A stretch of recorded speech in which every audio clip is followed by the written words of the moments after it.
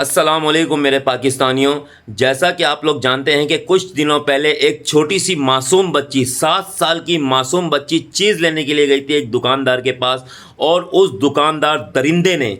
دکاندار تو میں اس کو نہیں کہوں گا، نہ میں اس شخص کو انسان کہوں گا، اس کو میں درندہ کہوں گا، اس درندے نے جس طریقے سے اس بچی کے ساتھ زنا کیا ہے، زنا کرنے کے بعد اس بچی پہ تشدد کر کے اس کو مار کر چھت پر ڈال دیا۔ اس کے اندر ذرا سی انسانیت نام کی چیز تھی، اتنا سا بھی رحم نہیں آیا۔ سب سے پہلے تو اس کو شرم نام کی چیز نہیں آئی اس درندے کے اندر کہ یار ایک معصوم 7 سال کی بچی ہے، یار 7 سال کی بچی کیا ہوتی ہے، اس کو نہ دنیا کا پتہ ہوتا ہے، اس کو دنیا کی کسی چیز کا نہیں پتہ ہوتا یار، وہ صرف ایک چیز لینے کے لیے گئی تھی اور وہ اس بیچاری بچی کے لیے ایک سزا بن گئی۔ یہ صرف اس بچی کے لیے نہیں بلکہ اس کے گھر والوں کے لیے، اس کے والدین کے لیے، اس کے والدین پر کیا بیتی ہوگی، خدا کی قسم کھا کے بول رہا ہوں یار، یقین کریں سمجھ میں نہیں آ رہا۔ اگر وہ یہ درندہ میرے سامنے آ جاتا نا، خیر لوگوں نے اس کو عبرت کا نشانہ بنایا، اس کو جان سے مار دیا، اگر وہ میرے سامنے بھی آ جاتا نا تو قسم خدا کی کھا کر کہہ رہا ہوں کہ میں اس درندے کو زندہ نہیں چھوڑتا۔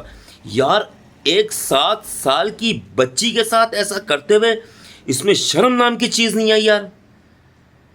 شیطان بھی اگر آ گیا تھا تب بھی ایسا ناممکن ہے۔ یہ درندہ نام کا، یہ جو درندہ تھا، درندہ انسانی روپ میں ایک درندہ تھا جس نے اس بچی کے ساتھ اس طرح کا ظلم کرا۔ بہت یقین کرو